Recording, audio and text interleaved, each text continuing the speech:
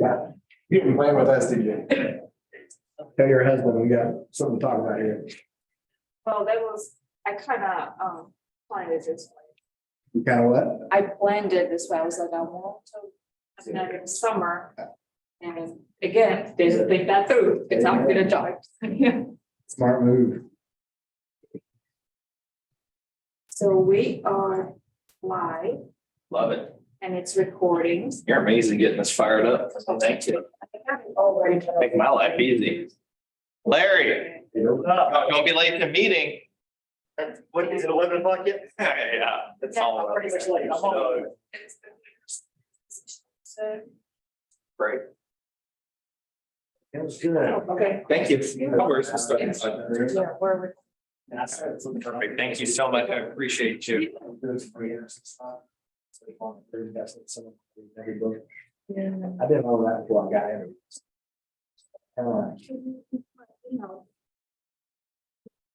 Schedule, because I know you said you were scheduling to run the whole session. Yes, I did go on that. I did against. Brandon, you're gonna like this class today.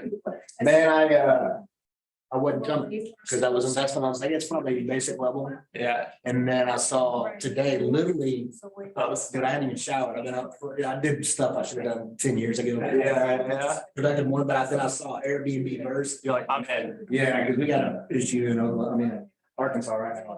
That's what I figured this would be an exciting topic. Everyone always wants to know about Airbnb. Yeah. Hopefully some people show up. Well, that's what I was sitting in there going, man, this is still going on, isn't it? Oh, I'll teach it if it's just the three of us even. We'll just be quick. Well.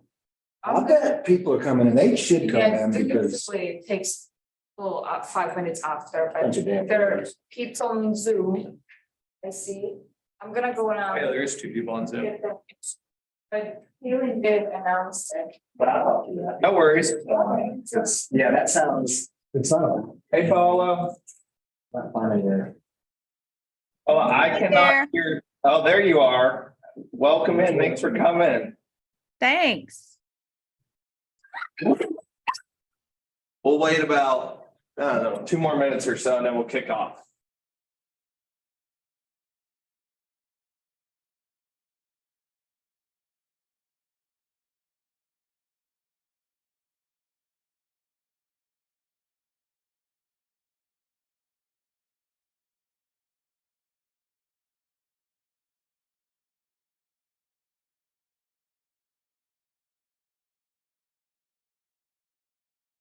Dominic, by the way, what was your name? Me too. Welcome. Are you new here in the Market Center?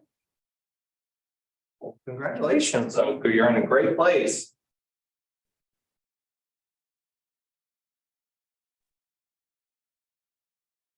Well, hard at the very beginning. What's up, Scott? Oh. So. How are you?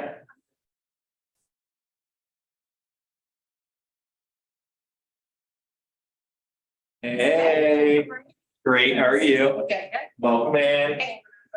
How are you? How are you doing? The goal is. Give it about 1 more minute. We'll get started. See if you're gonna. Yeah. Obviously. That, you're right. I mean, yeah, I'll talk to you. It's.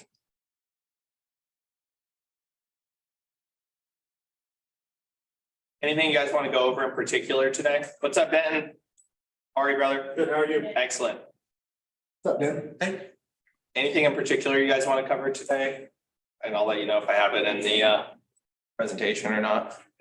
So you're talking about Airbnb today? Yeah, versus long-term rentals and like qualifying and how it differs and what loan programs we have.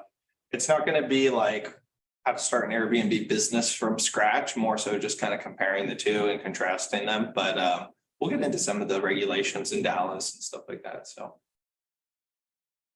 I'm actually teaching this class some for a database, and so it's a good practice for me, so any feedback you guys got, I can change it up too. And I was also thinking this is a good one to do a part 2 on next month, where if you guys are interested in it, Brandon, like you're really interested in Airbnbs, if you guys want to go deep on this stuff, we absolutely can do that. So let's see what you guys think. Well, I think it's going to be us 3, so we'll go ahead and we'll get it kicked off. So as we mentioned, we're just going to be discussing the differences really between short-term, clicker doesn't work, between short-term rentals and long-term rentals. So There we go. So what we're going to be going over is going to be the key differences, regulations, how to qualify with the different loan options, and really what else is out there for folks who are not necessarily as cut and dry, maybe self-employed or bank statement loans, things like that. How we doing, brother? Thanks for coming in. Then we're going to be going over property management as well, because that is a huge difference between the two. And then lastly, a little bit of a market outlook for what it's looking like for short-term rentals just across the country. So some of the key differences between a short-term rental and a long-term rental, obviously the first is going to be economy driven, and short-term rentals, it's really key to keep in mind that you're heavily influenced by the travel industry. You're influenced also by business travel as well. So like times like COVID, if you look at the revenue growth across like Airbnbs, VRBO really took a huge hit. And that's a big level of risk that a lot of investors are not comfortable taking. So that's something you always want to highlight with your clients. I'll show you guys here P&L on one, but I mean, there's months where you'll make $20,000-$30,000 and there's months where you'll make zero. And so that's, unfortunately kind of the nature of the beast with Airbnb. But property damage is a huge one on Airbnbs. As you guys might know, you get partiers, you guys get travelers, you get young people, sometimes 20, 30 people in one house. So that's when the management comes in, and it's very intensive. You have a lot of repairs, a lot of things that are broken, and cleaning, obviously. Cleaning is something that people don't take into account. A lot of my clients on Airbnbs is that they do have to be turned over every time you have clients going in and out. So, you got to clean the sheets, wash the toilets, all those different things. Regulatory constraints are going to be the biggest thing facing North Texas Airbnbs coming up really over the next year. We're going to dive into some articles here shortly, but they're trying to ban 95% of short-term rentals in North Texas right now. So, and they're making forward progress. And you guys can see here on the bottom, what they're trying to do in Dallas is that anything under 30 days is going to be considered short-term rental, and you're basically subject to hotel laws. So here's going to be just a little bit of a breakdown to show you guys the difference between an Airbnb versus a long-term rental. So purchase price and down payment is going to be exactly the same. Difference that you have on an Airbnb, another thing most people don't take into account is going to be furnishing. It's great if you want to buy an Airbnb property, but if it's empty, no one's going to be Airbnb-ing it. So a lot of people don't take into account $10,000, $15,000 worth of furniture is a lot of money. And if you need to roll it into your ROI, it definitely will affect your cash flow. And then Airbnb revenue versus rent revenue. This would be a $2,000 a month lease. And then this would be $10,000 in rental income across the month period. And then you've got your mortgage payment, everything like that's going to be exactly the same, except for, of course, you are responsible for utilities because you don't have a renter. And then cleaning fees, again, very expensive. Predict about $100 a night if you got 12 rentals. And I think that's even being on the generous side. But you can see where the monthly profit is going to be pretty distinguishable on the Airbnb. When you annualize it, you get around 80,000 on this particular rental. So for folks who are looking to get into a more like high cash flow environment and are a little bit more, I guess you could say, risk. I don't want to say risk adverse. That's the opposite of what we're looking for. But folks who are open to take a little more risk would be a better candidate to do an Airbnb versus a long-term rental.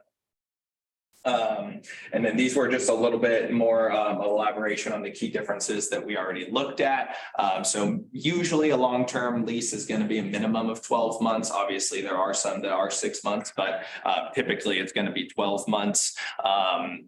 Really some of the main drawbacks of a long-term rental, if you guys want to talk about the cons, would be the difficulty to raise rents. It's not super easy to raise rents on a long-term rental. I know, Brandon, you have a couple long-term rentals. It's tough to get people to swallow a bigger rent bill, especially if you want $200-300 more a month. So that's definitely something that's difficult. And then the last one is going to be if you are thrown into these new laws and regulations with being, tied in with a hotel as a short-term rental, is that you do got to pay hotel tax, and hotel tax is going to extremely hurt your profits. So hotel taxes are very expensive, somewhere in the ballpark of about 20%. They're equivalent to almost like alcohol and cigarettes and things like that. So you want to keep that in mind as well, that if you are in a county jurisdiction that has hotel tax laws on short-term rentals, that it will absolutely screw you. Yes, sir. Is that really going to be county basically? I mean, I know you can't say specific. I mean, are they trying to make this like a nationwide thing on the hotel under 30 days, or is that gonna be county specific or, you know? Yeah, so I'm not sure if you've looked into it, but we're about to jump into the Dallas laws that are coming out. As far as nationwide, no, right now, they're not making any like federal mandates, I guess would be a better way to phrase it. This is gonna be all, okay, that's the best way to phrase it. This is gonna be county and city specific rules and regulations. Right now, it has not reached a federal level where Airbnb is like getting the hammer laid down by the federal government. That would be an immense issue because you got VRBO, you've got like booking.com, Airbnb, couple AirDNA is like another one that will help management and stuff. So a lot of different companies that are out there to do it, but no, I haven't heard anything on the federal level. Me personally, at least. So if you guys want to just take some time and Google it, this is some super fascinating stuff to read about. Obviously, I can't give you guys all the articles right now. We'd be here for hours, but this is one of the things that pops up when you just type in Dallas short-term rentals regulations on Google. You'll start to get a lot of this feedback. As you guys being North Texas realtors, I would 100% spend 30 minutes or 1 hour and just research Dallas short-term rental regulation. It is a ever-changing environment right now. There's tons of rules coming out. This article, as you guys can see, is March 20th. I'm not pulling this stuff out from like a year ago.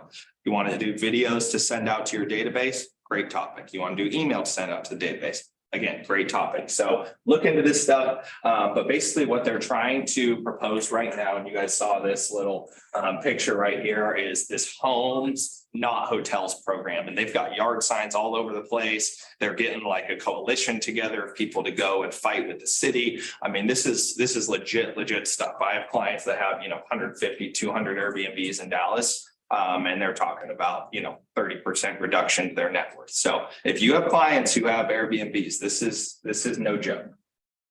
Especially, you guys know how it is. TikTok and everything like that is talking to everybody about Airbnbs. I'm sure you've been asked by a client, can you help me buy an Airbnb? And maybe they're just tire kicker. A lot of people are when they're just looking for Airbnbs, but it's definitely a hot topic. So make yourself well versed on this. You can also see here's some other articles. These are all separate articles that are underneath that article that I found. So you've got drive-by shootings. This was a recent one that just happened at an Airbnb here in Dallas. One that's actually 4 doors down from my house, had a house fire that was arson. I mean, it goes on and on and on. So read these articles. I just couldn't say enough about how knowledgeable they were. So what Dallas is trying to do, let's jump into that a little bit more. Basically, anything that is under a 30-day rental is going to be now considered a hotel. That's the easiest way to phrase it. And so if you are trying to do short-term rentals, they'll still allow you to be posted on Airbnb. However, you'll be having to do more of like a lease style. It has to be 30 days or if you are doing under 30 days, you will get fined, you'll fall under hotel tax, you can get actually a citation eventually is what they're working towards. And so they're running into this big problem though, and this is really interesting thing where you guys can look into, and you probably learned about this when you were getting licensed, but the term police power. It's one of those things when you're taking your classes and courses, you're like, what is this useless terminology, easements and all those different things, police power being one of those. And so they're running into a problem with the term police power in the Constitution when they're trying to make these Airbnb laws, because they're basically dictating to people what they can and can't do with their home. And so you're getting, a lot of lawsuits for government interference and different things like that. So that's one of the challenges that the city's currently running into, probably one of the only reasons why this stuff hasn't passed yet, but we're rapidly approaching there. So as we talked about earlier, the hotel tax is going to be one of the biggest things that's going to hurt investors. You guys need to research what this hotel tax could mean for their bottom line profit, because it would drastically cut into it. So what I have here for you guys is a graphic of what they're pushing as a proposal here in the city of Dallas. So you have downtown Dallas right here. You have University Park and Highland Park right here. And obviously you move up, just so you guys know, Carrollton. So Tollway's right here. Here's Richardson. So Plano is going to be somewhere in the middle. Pink is going to be the only area that they will allow Airbnb. So they're definitely trying to shrink that down. Currently, you can Airbnb pretty much anywhere in Dallas. You can Rowlett, Rockwall, those are really popular areas. No pink. they're completely trying to ban all of that. So, yeah. You know how they came up with that criteria? I mean, there's a, Same question, how do they determine the peak? That is a great question. I am sure it is the neighborhoods that have the least pushback so far. So if you look like where they are, downtown Dallas is allowed like, you know, Deep Ellum and all those areas uptown. But as soon as you start to move up the tollway, you lose quite a bit of that. Here on the west side of the tollway, outside of downtown Dallas, you've got some rental areas. And then it looks like you have some maybe moving up kind of in the 75 area. But no, there's no like, hey, here's how we picked the areas that we're going to allow short-term rentals. But there will be basically almost like an ordinance within the city for only a certain couple pockets of neighborhoods that will allow short-term rentals. It's also something to keep in mind for inventory. You know, if this law does pass, there's a lot of Airbnbs, which I'll show you guys a graphic here in Dallas. There's a ton of them. I mean, a lot of these investors are going to either have to move to long-term leasing options. So you guys can maybe help with leasing, or they're going to be flooding the market with listings because they have no use for the property anymore if you can't do an Airbnb. So just something to keep in mind. So now let's talk about financing. This is the fun part. Everybody wants to know about how can I buy an Airbnb? So buying an Airbnb is actually a lot easier than most people think. You know, really one of the only challenges is if you're going to try to qualify off short-term rental income, we do need 2 years of that. So if you have an investor that's looking to buy Airbnbs and they want to use that income to qualify, they have to basically have proof of owning Airbnbs. That's a long story short. However, we can still fall back on a lot of all our alternative options. So like a bank statement loan, asset depletion loans, we can still actually even order what we call the rent schedule with the appraisal to help offset the payment for qualifying. So there's a ton of different options to be able to finance these. One of my favorites right now is something called a DSCR loan. And I'm going to do a class next month on alternative financing options. Do any of you guys know what DSCR is? No. Great.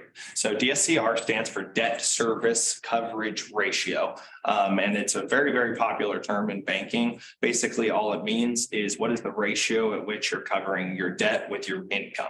So if you have $1,000 a month payment on the house and you have $1,000 a month in rent, then your ratio would be 1 to 1. You have a debt coverage ratio of 1. So you'll hear a lot of bankers and pretty high level investors talk about DSCR, but we just rolled out a new program that's been really, really great, the DSCR loan program, where we actually won't ask for any income documentation whatsoever from the borrower. We'll use strictly the DSCR ratio to qualify them. So if you have, let's say, a 1.25 DSCR ratio. So you have rents that would be about $1,200, but your payment would only be about $1,000. Well, then you're covering the extra by about 0.25, right? So that's how that ratio works. As long as you're over 1, we can finance it, which is really, really great. We can either use average market rents for that through comps. We can use AirDNA, which is a service that provides you average short-term rental rates. We can qualify off that, which is, my opinion, badass. It's super cool. And then lastly, we can also use a lease. So if you have a lease, even from the previous seller, we can qualify off that. So yes, sir. So they will still be considered an investment property, you still need the 25% down. Yes, sir, correct. But it's basically an alternative loan product for folks who say, so you have you didn't make any money on your tax returns last year, or you started a new business and you can't qualify because you don't have 2 years and you're self-employed, or maybe you have a ton of write-offs and you can't qualify using your own income. We literally will not ask for your tax return. We will not ask for your pay stubs or anything while strictly qualifying using rental income. So this is an amazing program. Rates, I'd say about 0.5% higher, maybe 0.25%, not a huge adjustment, but for somebody who otherwise couldn't buy the property, period, it's not that big of a deal. $50 maybe on the payment, $30, obviously depending on. Any questions here on the qualifying or the loan programs?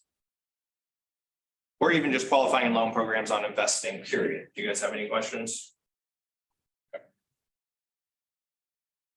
I like this quote. I thought it was kind of fitting for the Airbnb topic. You guys probably have also heard of people doing the sublease hacking. Have you guys heard of that? That's another hot commodity right now. People will go sign a lease and yeah, basically Arbitrage. it's pretty much what it is. They're basically taking a spread between two rates. So they'll go sign a lease on an apartment for $1,000 a month and then they'll sublease it out for $1,500 a month. It's just another fad right now. I'm sure y'all will probably get people asking about it here shortly, but I thought this was a fitting quote. Business opportunities are like buses. There's always another one coming. Airbnb is just another fad. I do think it's a growing market. We'll show the numbers here in a minute, and short-term rentals are great. But like we talked about in the beginning, you really, really have to be open to quite a bit of risk. I have 3 rentals myself. I've never Airbnb a single one of them because I'm too scared, but I want to try it. I don't know about y'all. Do you Airbnb? Yeah, we just got to one in Arkansas. How is it? The maid that the Airbnb hired was living there. So that's the type. Set up a projector, was doing 4 different houses laundry when they showed up. And then my fiance, he had the audacity to tell her that he didn't know they were coming. They should have scheduled it on our own property.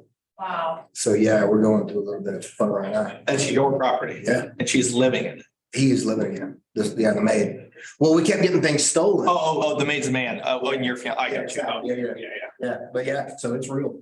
So she was stealing stuff from me. Yeah, we kept losing towels and got all these new sheets and blank, went back, it was all gone. Then just went a surprise trip to check on things. And he literally had a projector set up and was living there. And then had the audacity to say, yeah, if you would, I didn't even know you were coming. We don't schedule it with you. Yes, correct. Yeah, mind blowing. So, Wow. yeah. See, So you did like cameras like outside of, like. And cameras installed? No, and that's all unless, because we just got it. I mean, this is new into it. Yeah, yeah, this is a big company. I mean, and her mom didn't document everything, which they didn't call me until afterwards. But anyway, yeah, so it's real. yeah, it's so real. I mean, thank you for sharing that, Brandon. It's something that you guys can see is a perfect representation of what we're talking about. And we're gonna get into management here in a minute, but that's my biggest problem with Airbnb is that you just have so many moving parts. You have so many different extenuating circumstances that you have no control over, especially people who buy a Broken Bow. And, I have a ton of clients that want to buy up in Broken Bow. A lot of them are high net worth individuals. They're never going to go check on a property, let's be honest. And so if you're not paying a management company, no one's checking on it, and God knows what's going on there. I mean, I've heard stories of people getting the P&Ls back from the management company and the numbers are fudged. They're misusing the property, they're renting it for cash and taking the money. I mean, if you guys can come up with something, it's been done, I guarantee it. So just keep an eye on that stuff. I mean, let's get into the management. We'll dive a little bit more into some topics, but as we've talked about, as you guys have probably seen, this is incredibly intensive. I've personally never done it, so I'm not going to stand here and tell you guys I have, but I've had clients who've done it, and I know that it is something that's 1, capital intensive, and 2, it's very time intensive. Like if you have 10 bookings in a month, I mean, you're going to the property at least 20 times. You're going before and after each rental. So unless you're carving out an hour, 20 hours in your month to go deal with this, it might not necessarily be worth the profit for some people. Guest vetting. Guest vetting is another one. If you do not have a management company that's vetting your guys' guests, there are stories of people booking through Airbnb that are robbers and killers and criminals, and the list goes on and on. And so vetting the guests is also something that's really, really important. I guess you need to vet your maid too, because you never know. Don't trust Airbnb to hire the right maid. See, and I want to talk more about Brandon's management here in just a minute, because it's an interesting topic, but repairs also, like if you have stuff that is breaking all of the time, sometimes you don't even know about it. You might have a leak under the house, and if you don't go up there for 2 months, well, then how are you going to know? You have $20,000, $30,000 of damage. I've seen it happen. Cleaning is a huge one. You need to be budgeting probably at least $100 per booking minimum to clean the house. Brandon knows you got to clean the sheets, you got to clean the toilets, you got to wash the floors. Who knows what kind of mess they make? People spill, party, all kinds of stuff. And marketing and rate predictions is probably the biggest thing that people don't take into account. If you misprice your Airbnb, you will not have any bookings whatsoever. And that is just unfortunately the truth of the matter. And a lot of these management companies, they actually do rate predictions and adjustments throughout the month.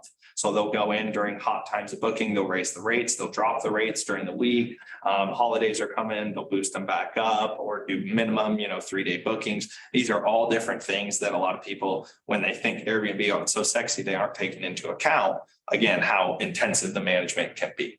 And then expensive management fees. I'm curious to see how much Brandon pays, but most people are about 20 to 30%.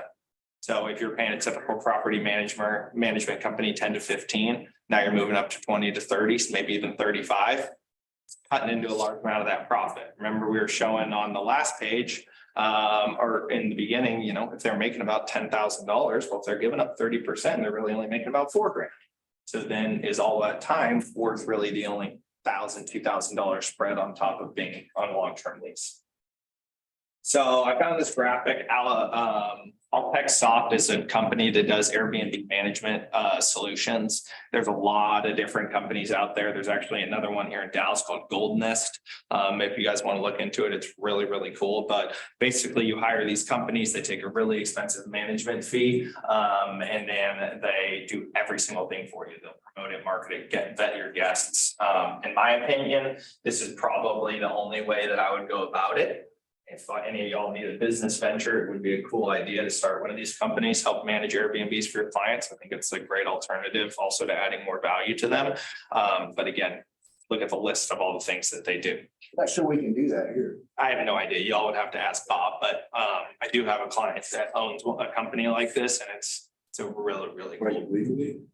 Yeah, I mean, Your license. I have had calls before from people that say they want to manage my client's rental property. yeah, but Bob won't let us property manage, correct? Probably not And yet. I don't think that's gonna cost them, I don't know, yeah, it's a problem. All right, if people on Zoom, scratch that, don't manage Airbnbs, but Well, again, ask Bob. yeah, make sure you ask Bob, but it's long story Talk short. to Cynthia Greco. What's up, Cindy? Cynthia Greco's a property manager. Yeah, she's a property management. She's got her own certification as a property manager. Okay, Actually, I do remember her talking about that, so I'm not sure. I get the process. But yeah, just long story short, I would just check with Bob. I mean, we don't want to dig ourselves into a hole, so I would do that. But this is really great research for you guys to do and also just be equipped with the knowledge for when your clients ask about it. Airbnb management companies, maybe sit down with a couple and learn, about what they do and what's different. But like I said, Gold Nest, Alex Soft, there's a bunch of different ones out there. But it's really, really an interesting thing to look into. Also, the rates at which they charge is pretty extortionate. So now let's talk about the market outlook. I thought this was one of my favorite graphs in my entire presentation. This company, AirDNA, if you guys are interested in Airbnbs, I would spend hours on AirDNA and just equip yourself with knowledge. They just did a 2023 market outlook that they posted on Brandon's question. It's a federal and national market outlook. They talk about regulation, they talk about profit, they talk about occupancy, vacancy. I mean, anything you can name, AirDNA talks about it. So I would go on AirDNA's website and go on their 2023 market outlook. I'm going to go over just a couple high level things, but this is going to be one of the first ones. Short-term revenue premium, it's 4-year low as interest rates rise. So who can guess what's happening before we dive way, way, way deep into this? Anyone want to take a stab? Rinse her down. Close. Beyond that. They're definitely moving down, but that's not necessarily the only problem. One of the biggest problems that a lot of investors are facing right now is that you guys can see the mortgage premium right here. So that's this gray line is the average monthly mortgage premium. That's what this says. And this is the average monthly short-term rental revenue. The premium, I would just say, is basically like the payment is the easiest way to think about it. But look at this gap. This gap here is going to be your profit margin, right? It's going to be the spread between your cost and your revenue. Well, as we move forward in time, you guys know interest rates start rising right here about 2022. Look at that gap start shrinking, and it is very starkly closing right there. So what that says to me is that as we have mortgage payments rising, it's making it much, much more difficult to be a profitable investor with Airbnb. So if you have a payment that used to be $3,000, but now it's $4,500 on the exact same property because you have a 7.5% interest rate versus a 3%, well, it might not be so attractive to then be in the short-term rental business because it is so risky. you might be better off even just, excuse me, breaking even on a long-term rental versus taking on the immense amount of risk to be taking a loss or something of that nature in short-term rent. So this is just something to keep in mind. I found it to be really, really interesting. But just, I guess in summary, the profit gap is shrinking. And as the cost of doing business and investing also gets more expensive, it's going to continue to keep shrinking. And I mean, hopefully we will not see the cost surpass the revenue, but you never know. We'll have to keep in mind. So dive deeper into this article and y'all can see a little more about it. Again, it's with AirDNA. So now let's talk about supply. If you look at the basics of economics, supply and demand, when you have more supply than you have demand, you guys know, then you have prices falling, right? So Brandon mentioned a really interesting topic, rent rates are a really, really interesting concept right now. And I'd love to hear what you guys are seeing out in the marketplace, but we have the cost of mortgages going up drastically, and we're not necessarily seeing the exact same thing on rental rates. Let's go around and just talk a little bit about market rents and comps. Brandon, want to elaborate a little more about what you're seeing as far as rental rates on investment properties go? Well, we just saw just supply and demand. I mean, we just saw there's too many Airbnbs all of a sudden. So from Broken Bow to Arkansas, where we are, to different areas, people are struggling to keep them rented. Yep, exactly. Anyone else want to elaborate on the long-term rental? Melina, is there anybody? Go. I have a client that owns several rental properties, and this last year, he increased the rents on every single one of them, especially when it comes to renewal. So when it comes to renewal, he would always ask, hey, send me some comps, and it's increasing on average $200. Pretty good. Yeah, Yeah, I've seen that. That's what y'all are into. Yeah, Good. Because it's in the apartments, when they're trying to move in, they're trying to qualify for a home and they don't qualify. So when you're getting them a rental property, it's kind of up there, but even though no apartments, they're paying $1,600, $1,800. Yeah. Versus a 2 or 3 bedroom, you're gonna find something about $2,200 to $2,400, depending on the area. Wow. Yeah. So y'all are seeing the apartment rents increasing as well, yeah. And so they're wanting to move into a home Well, until they can qualify for a purchase. Mhm. But even then, you're seeing the leases kind of up there. Yeah, And the zip code 75220, 3,800, 4,200 Which for a zip code by, a lot of them want to stay in that area, Love Field area. yeah. That zip code. Uptown, yeah. Yeah, you can find rentals for 4,500, 3 bedrooms. Little That's single high. families, huh? Yeah, that's high. Yeah, and so like another thing for you guys to keep in mind with your investor clients that I think is going to cause a huge problem is going to be property taxes.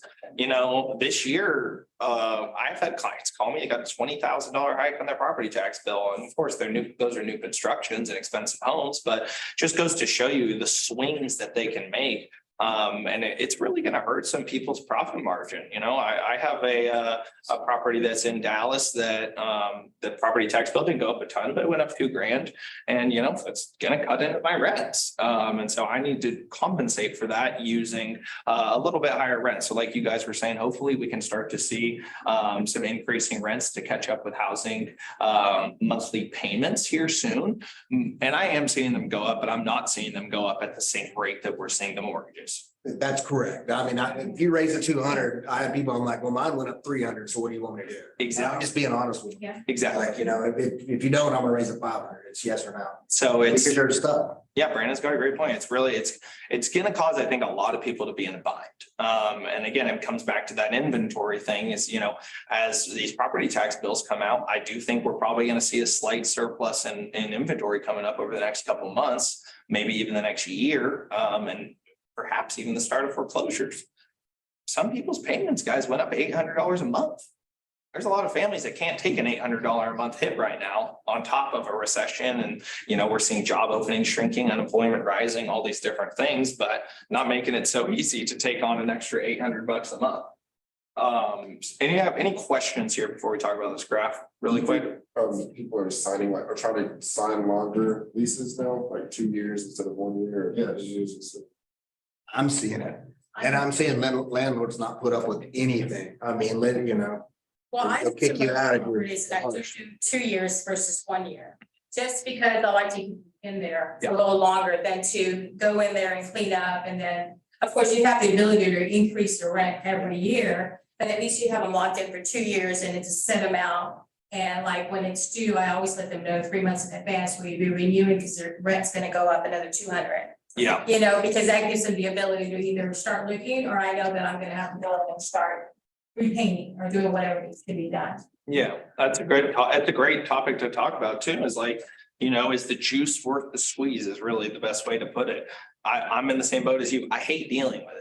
And that's why I don't think I can do Airbnb, because I can't stand driving down there to fix things. I don't like dealing with problems. I don't like the partying and broken stuff. It's just a pain. And so, you know, if you have 2-year leases, yeah, it makes it a lot easier and a lot less stressful. You don't worry about, especially if you have a great tenant. Those people that you just don't even have to check on or worry about, you know, they're clean it like it's their own home. It's as good as it gets. Yes, sir. I know a client that does not want to pay a property management to manage his rentals. He's doing it himself. And the strategy that he uses is very interesting. He'll call and say, hey, Brandon, it's spring's coming up. I'm gonna send my handyman to kind of repair anything that, you know, that needs to be taken care of. Need anything else, let him know. He'll be there for the weekend. I like that. And then he'll go and stop by and check with the handyman. So his philosophy is like, that sends them a message. Mhm. I'm gonna take care of the house, I'll maintain it, but I'm also gonna have somebody else checking on you. Oh, that's a good idea. So you have to see, if you're taking care of the inside. I like it. It's worked for him. He's been doing it for years. Yeah, that's a good. Just to elaborate, we'll throw it in the lease. And then I have an AC guy and we've said that the AC guy is gonna come check on it every 6 months, has the ability to. And then he goes in there and then immediately calls me on condition. I have to tell him to walk around and Yeah. so like, once they're in there, I haven't been in there yet. I know in 6 months if they're destroyed or it's nice. Yep. So anyway, yeah. Those are, thanks guys for sharing, because those are great tips to share with the group and for other people to share with their clients. That's something that I like to do too, is that I always, Brandon raised a great point. I put in the lease agreements that I'm gonna be coming by the property and I have the right to come by the property and pop in. So Wouldn't know this yet. yeah, correct. I believe you can do one pop in without notice. I can't remember the exact law, but you can give it, and then it's usually 24 hours, I think. But yeah, just make sure you're doing your pop-bys on your properties, and just make sure they're in good shape. So let's talk a little bit about this short-term rental supply. I thought this was a really fascinating graph. If you look here, you'll see that, you know, we had a pretty big spike. I think, in my opinion, 2019 was kind of when we had the beginning of the fad of Airbnb starting, and this was pre-COVID, is when they hit 1.2 million short-term rentals in the US. That's a lot of short-term rentals. And then you can obviously see as COVID starts to hit throughout March of 2020, had a pretty big decline. And then this is obviously becoming a hot commodity again, short-term rentals. And now we're at the peak. So what does the peak mean for your investors? Well, Brandon raised a great point. Airbnb up in Broken Bow, Oklahoma and Arkansas, in these areas, it is getting too saturated. So for working back to that quote I had, you know, these different business opportunities are like buses, they just keep coming, right? Broken Bow and some of these places, they are too saturated where your investor might not be able to rent their property. And so then what happens when you have too much supply and not enough demand? Prices fall. And so if you have prices falling, interest rates and payments are going up, it's a very, very bad recipe to be an investor. Brandon, I'm not throwing stones at your. No, you're right. You know, if, Thank God I didn't just buy it. yeah, exactly. Yeah, because that'd be screwed. I'm And- screwed already. Yeah, interest rates make a big difference. I mean, you guys know that. If you were getting $450 a month, or $450 a night in Broken Bow, and now you're only getting $250 a night because there was 50 acres of blank land and now you got 50 Airbnbs next to you, it's a problem. So, you know, just keep an eye on that. Supply within the area that you are looking at of rentals is a really important thing for your investor clients to know when you guys are going out and shopping. How many other rentals are there available in this area? Is that gonna affect like home prices in Broken Bow eventually? Oh, definitely. I mean, Starting it down as well. I think so. My client called me to buy one literally 2 weeks ago and I was like, I don't want to get in your business, but I'd love to talk to you because I wouldn't right now. Because exactly that. That's my view, but yeah. well, think When about rents go down, taxes are going up, they gotta drop the prices. exactly. I guess half the homes over there are trying to all be Airbnbs, right? Yeah, everybody jumped in. If you go to Facebook, every friend I know is like, hey, my cabin's empty. Exactly. Don't you? I mean, I've been there once and I like every other, you can see the lockbox, you can see a sign and it's like either Airbnb or I don't know the other one. Like every other house is like that. It's crazy. Yeah. Well, you had people 5 years ago that made a lot of money that buying and then sold, but some of those guys went and redid it and you're like, ooh. Yeah, and that's, I don't want to say the train's left because it obviously hasn't. It's gonna continue to be a great place to go and do short-term rental. The problem we're having though is we're not in a normal 5-year window right now. We had COVID, now we've had bank collapse, now we have high interest rates. I mean, it's just an endless pool of abyss. So, it's not necessarily an accurate representation of what a normal market would look like, but Brandon raises a great point. If you have rents falling, you have taxes and interest rates both rising. And insurance, and you have more Airbnbs than you've ever had before. Not a good time to be buying Airbnbs. Again, it's not necessarily a bad investment if you can be ahead of the train in the right area. But I wouldn't go up to Broken Bow when the people have already been doing it for 3 or 4 years. So you guys kind of get the gist of it. Last thing I think that is interesting here, I mean, you can see that it's starting to plateau over the last, I guess you could say 12 months now that goes back to like May of 2022 is when it really starts to plateau. In my opinion, that's just because rates, you're going to see a lot of investors backing out when rates are super high, just because, again, payments don't work. So that's probably why we're starting to see that plateau, but it's going to be interesting to see what plays out in 2023. Okay, jump on one. Yeah, please. Yeah, Jump in. What's it called? One thing that I noticed last week, and I was talking about this, the ALC meeting, was a lot of commercial supplies coming to the table, and that's because people are putting these short-term arms. And Dominic's been asked this a million times, what's the shortest arm I can get into? So I know these rates are going to come down. What is the shortest arm? Is it 3 years, 2 years, right? And I've seen a lot of commercial buildings specifically who were on those 3-year plans who got that just astronomically low rate during COVID, that 2%, 3%. And then now their rates just jacked up, right? And depending on the caps, it went up X amount, but also in the background, what you're seeing is their taxes also went up at the same time. So now your interest rate went up, your taxes went up. Inflation's already crushing our producers right now on how much these are cost just to produce things and manufacture. So I think that we're going to see kind of a very similar effect with Airbnbs, people who are getting hit with some of these very, very, very low interest rate arms. Especially for people who are first-time investors who came in and they put everything they could to make that payment as low as possible initially, and they don't have the capital like some of these big companies that can withstand, a year or two. And I think you're going to have a lot of people who got really quick in investing that are going to get really quick out of it. And I think it's super important to like what market they're in. Like I have a guy right now who lives up in Colorado, and his family is just buying these things left and right, and they're murdering it. They are crushing it. But it's going to be completely different when you're talking about Broken Bow, where everybody has what I know with an investor 3 years ago who bought 70 of them. 70? 70. Damn. 70. I need to meet that guy. Yeah. Well, the realtor was through the moon. She became top producer from one investor. It was crazy. Yeah. God, that would be nuts.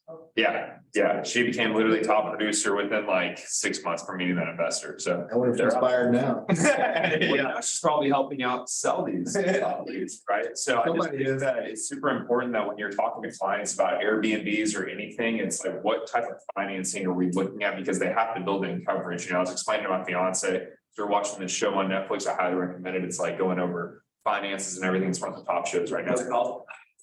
I need to watch that. But we're talking about that. She goes, oh my gosh, their mortgage just went up 1.5%. Did not happen to ours. I'm like, hey, we got a fixed rate. We got a fixed rate. But a lot of people get super excited and they see everybody being successful and they see these posts of people just crushing it. But in reality, they have to make sure they have the finances covered for X amount of years, because we still, as much as we love talking about rates coming down, there is no crystal ball that the world could just drop in a second and that never happens. So we can't have our clients banking on that, because they're going to be not holding the economy accountable. Who are they going to go to? You told me, so I think that's just one thing that I would keep in mind, especially. Sell a house. I don't know. Wasn't me. No, that's great. Well, I appreciate you sharing that. And it kind of leads into this, travel, as we talked about, is going to be a huge impact on short-term rental. So if you are going to buy Airbnbs or short-term rental, and I got to stop using that term because there's other companies now, but if you're going to buy a short-term rental and you're not taking into account travel, then you're missing the boat. Obviously, corporate rentals and all that, it's great, but travel is going to be the foundation of short-term rentals. So what we're looking at here is this is a comparison from roughly about February or March of 2023 in comparison to 2019. So this is showing you guys pre-pandemic comparison. 100% would be of where we were at that time. And then obviously 140% means that we've now, as time's gone on, we've surpassed where we were in 2019. So we'll get into this in just a second. But as you guys can see, we're trending upwards as the basic of all of these different charts. So here you're looking at auto travel, you're looking at air travel, you're looking at hotel demand, you're looking at short-term rental demand, and you can see that they're all trending upwards. Great, excellent time to be an investor. This is obviously pulling off of January of 2020. So who can guess what happened right here? This would be the announcement of COVID. So, we're on an excellent trajectory of recovery as an economy goes, of moving back to where we need to be. But I mean, look at this, for example. This is really, really interesting. Overseas travel still only at about 75% of where we were in 2019. And I mean, I don't know what you guys have seen. It seems like to me the airlines are industry, but it's crazy to look at that. We're only 3/4 of the way back to normal. So could be a great opportunity in overseas travel. And you guys will see also on a more positive note for short-term rental investors and people who are advocates of this, we're starting to see short-term rentals really surpass hotels. For a lot of people, it's more desirable to be in a house or a condominium or something like that than a hotel room. And so that is going to be a challenge that a lot of hotels are going to face. I mean, hotel here is yellow. You can see they definitely start to kind of rise back to the top, I guess you could say. But in July of 2021, they really hit a big plateau and haven't really moved much since. They've reached back to 100% of their pre-pandemic levels, which is excellent, but they're not growing anywhere at the same rate of short-term rentals. So what this would tell me is, location, location, location. It goes back to the basics of real estate, and I don't think that rule will ever fail. But if you are banking on travel, again, it just all boils back down to location, and I think focusing on the supply. How many rentals are in this area? Am I going to be, a diamond in the rough, or am I going to be one of the many? And so moving forward and what you guys, keep as an outlook, I think, short-term rental is looking really, oh, sorry guys, this is part of my other presentation, but I think short-term rental market's looking really, really good. And I think it's looking positive. I think, again, at the end of the day, it's just going to be where you're buying them. Make sure you're not in a super oversaturated market, and use these companies like AirDNA to look at the average market rents. Be knowledgeable when you're talking to your client about what is the average occupancy in Dallas within the given month. I mean, these are things that are people really, really overlook when they're going to buy an Airbnb, is using the data that is already out there. There's a lot more data than you guys think. So just use that to your advantage, and appreciate your time. So let's just jump into some discussion and questions. Joe, go ahead. I have a friend that bought a condo in Clearwater Beach. Okay. Florida. Yeah, great spot. The high rise. Yeah. The high end. And he does a 30-day rent. I guess the HOA only allows him to do HOA 30-day rent. And I have a couple of other friends that bought in Justin, Florida. And it's really, like you said, going with the rate, every week you adjust the rate. Yeah, it micromanages it. Yeah. So do you see maybe a trend that we could possibly move into the 30-day, 60-day rental? Instead of the year to year? Yeah, I think you might not have a choice. I mean, if we go, I guess you came out right after the beginning, which is no big deal, but look at this, what they're pushing for in Dallas on these new rules here is that minimum's going to be a 30-day rental. So you can see right there on the bottom is part of the city council code. So do I think we're going that direction? 100%. So, I think it could be a good opportunity to maybe totally flip the coin and say, I'm going to take this and run with it, be ahead of the times, and only start doing 30 and 60-day rentals. Corporate housing and insurance housing is an insane opportunity. Yes. Getting in with insurance companies and having them place, I guess it would be clients would be their term, but when they can place clients who have been displaced from their housing, especially high net worth individuals who are living in these areas like, Highland Park and all these where they have freezes and flooding. I mean, some of them are paying $10,000 a month to be in about a $500,000 furnished home. So do I think 30 and 60-day and 90-day rentals would be great? 100%. But you raise a really interesting point, and I want to talk about it here in a minute. We don't talk about it right now, but HOAs, HOA will end your whole program. And I'm not just saying that. If you have an investor and they want to look at a condo because it's cheap, you better hit the brakes. Been there, done that. I have 2 of them and it's a nightmare on both of them. They are always trying to change the rules with, oh, you can't do this. Only 4 people in our complex can rent. Oh, now we have 5. Someone's got to kick their tenant out. I mean, it's just a big old pain. On the high rise stuff and condominiums, especially in Dallas, got to watch those HOAs. One thing to add on that, Joe, I have a client that bought a house in Fort Worth and they had the house and then like a little back house. When they bought this in Fort Worth, there was no Airbnb rules. And so they're Airbnb in this one and then long-term renting this guy. Then whenever they went to sell us and we were going through all their net sheets and stuff, they were adding all of this in, which we can't use anymore. What I've noticed is they basically openly told me, crazy enough, a lot of people are utilizing maybe half of a house as a long-term, so they're looking very pretty on paper, and in reality, they're underground Airbnb this side of it. But now what I've noticed with a realtor I was talking to the other day is they're having a conversation with every single Airbnb buyer at DFW saying, are you okay if this were to turn into a 30-day rental? That has to be like a backbone, okay, yes, before you proceed, because you're banking on like this number right here and that changes, again, they're gonna be coming back to y'all. So every conversation that they're having is, what if this were to get switched to a 30-day, because can't just live in the now. Yeah. Especially with the legislation. No. What's a different type of like, wouldn't be Airbnb anymore, right? Like there's, how do you market a 30-day rental? Besides getting insurance company is like. You can still use, they're still gonna allow you to use Airbnb for your, as the platform. Yeah, but they're gonna have to make some amendments to the booking structure to where.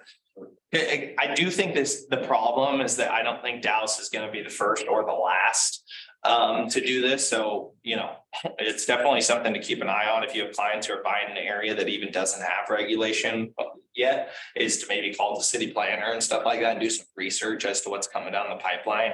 Dallas is one of the largest metroplexes in the world, as you guys know. So if we're doing it, it's coming elsewhere. So, I do think Airbnb is probably gonna have to make some shifts to where that can happen, but I mean, I just think about myself. If I'm going on vacation and the minimum's 30 days, that's a problem for me. Yeah. I'm not renting it for 30 days if I'm going for 4. Yeah.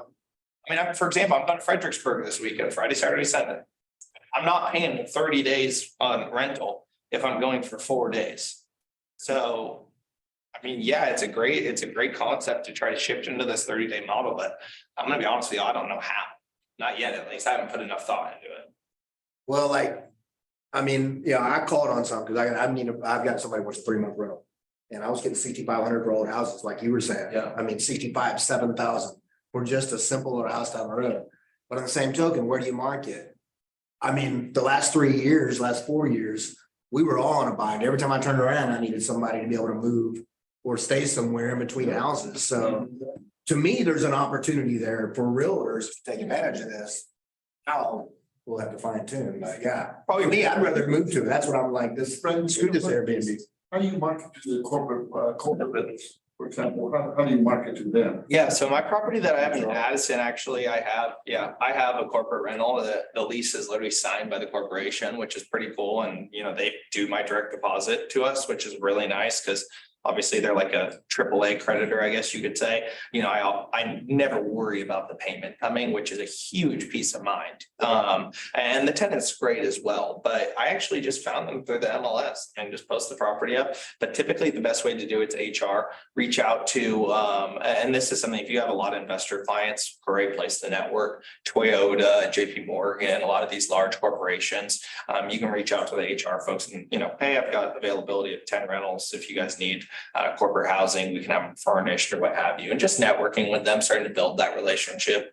Because some of these places have 10, 15,000 employees. So you got to think at least 100 of them are executives. And you just listed it on the MLS and they called and said, will you handle the corporate reload? Yeah, this was a couple of years ago. This is my little secret trick, but I furnish every one of my rentals. I will not lease them unfurnished because in my opinion, the profit margin on adding furniture is just insane, the ROI. And my little secret is I buy all the furniture on Facebook Marketplace. So I zoom in on like nice areas uptown, Highland Park, Plano, Frisco. And I'll go on Marketplace and set like a $500 budget and I'll type in furniture. And I always look for the people, need this gone today. Need this gone this weekend, moving, fire sale, whatever it is. Go spend $2,000, I'll furnish the whole house. And then next thing you know, instead of charging $3,000, I'm charging $4,500 a month in fully furnished rental. And that's how I get a lot of the corporate stuff is I just post it furnished. And you get traction from them. You're never gonna get corporate traction or insurance traction if you're not furnished. I mean, no matter how much networking you do, if you're not furnished, it's not gonna happen. They're not gonna have an executive, for the most part, move with furniture. It's really rare. Typically, if they're gonna do that, they help them buy. And we have clients who, y'all have worked with relocations. In that case, they typically buy and then move. But if you're doing a corporate rental, they're usually looking for furniture. In my experience, obviously. On our team to our family members of travel nursing. So reaching out to like hospitals and stuff like the avenue as well. Yep. They do. I've seen a guy in the hospital who got actually an allowance for up to a year before I buy because he said, you know, what if right now it's not the right time to buy? You're trying to make me move to Texas, with all these Western folk, I don't want to buy a house yet. And okay, we'll give you a year worth of an allowance, which we can use actually as qualified. Yeah. So it's crazy right now what some of these companies are doing to bring Texas. I mean, Wells Fargo just announced they're bringing, I forgot how many thousand people to Irving. And that's I saw that, yeah. a great place to start. I mean, y'all say, and the best part is literally everything I'm talking about is like right there. Everything that's coming here. But the problem is that these corporations are wanting everybody to come here and not a lot of people who've been living in Michigan their entire life want to move to Texas out of nowhere. What's crazy is when I was teaching my class yesterday about motivating buyers and sellers, we're talking about one of the main reasons to sell right now is to get closer to your loved ones. So everybody's moving to Texas, and not only are they moving to Texas, how's everything going? We miss you. Man, you should see my paycheck. I got 13% more coming my way. Now you're starting to see a lot of the people moving over to I have a lot of people calling me, my brother, my sister, they're wanting to come over now, mainly from California, but you're gonna see families as well after these relocations. The relocation is huge because in my opinion, you can get 10 referrals from one relo guy. Sorry. No, you're good. Keep running with that. We got so much extra time. so we're Until the good. tax bills come out. That's right. Well, and that's another little secret y'all could look for, you know. I don't know how to pry on it, but this tax opportunity's gotta be massive. I mean, I don't know if y'all wanna go on the CAD and look into new build neighborhoods and look who's got the biggest tax hikes and prospect them to be a listing or what have you, but I mean, we are gonna see people list their house because of property taxes. It has to happen. I was just sitting in a meeting where they were talking about these new builds. One hasn't sold as a spec home. County assessment came in and it was more than what they're selling the house for. I had a client, It's he not bought been sold yet. I had a client, he bought it $550 and he like last 2 months ago, so right before the bill came out, and it was unimproved land. And they just assessed his property at $850 and he bought it $550. Yeah. Brand new. It's like, Nothing's been built on it? no, the house is there now, but they Oh. just assessed it for the first time. And they assessed it $300,000 over what he even paid. Just what Coleman's saying. Yeah, Crazy. As bad as this all sounds, right? My taxes went up astronomically. I'm protesting them with everything I got. My taxes went up about $3,000. Now. With homestead. With homestead. Now, at the same time that when I'm talking to people that are forgetting about property taxes, I like to show them, now that I have their income, we typically do at that point, what it would look like if they were living in a state where it had state income tax. And $3,000 is a drop in the bucket for somebody who's making $150,000 getting charged 13%. That's a good point. You know what I'm saying? Yeah. So like you're looking at $3,000 versus how much? I mean, I need to start saying that. Yeah, that's good. That's a good idea, Cole. I mean, we're talking about $3,000. Mhm. I'm not going to California. No, $3,000 is a lot of money, but yeah. Yeah. We're going to California. exactly. And you got a great point. Over 12 months, it's not 13% of your income, that's for sure. Good stuff, guys. Thank you very much. Hey, thank you for coming, Joe. Yeah, if y'all want to wrap it up, I mean, we're just kind of discussing at this point, but I really appreciate you guys all coming in and thanks for presenting. good stuff, man. Yeah. That info, all that, that's good stuff. You guys want to go to the next level next month? Do we need to add anything? If you want to talk more about regulation, what was helpful the most? Regulations. Okay, yeah, I mean, I've been thinking about doing Airbnb. Uh-huh. Rentals. yeah. But you kind of like shut me out a little bit. About Airbnbs, just because of all the taxes and everything that comes with it, you know. It's just high risk. I have PTSD from us destroying Airbnbs in college. I can't, I gotta be honest. I got a bag apartment coming my way. Never gonna buy. We were Scout Pack 160 for 3 years. We were Boy Scouts. Not Boy Scouts. You talk more about the loans, the debt service. Yeah. Loans. So maybe let's next month do the same class and we can teach it like just level 2. We'll go deeper onto qualifying to buy an investment property and then we'll, Finance regulation. yeah, and then we'll talk about we'll dive more into like maybe hotspots around here, Broken Bow, Dallas, Houston, Austin. And look at each one broken out. I think that'd be, I guess I like teaching this too, because I get to learn about it. It's not boring It's info. really good. Well, we appreciate you so much. Thanks for coming, y'all. Thank you, guys. Thank you each for your input as well. Thank you. Hey, thanks guys for coming on Zoom. Are you gonna be here later this, or when are you, how long, you come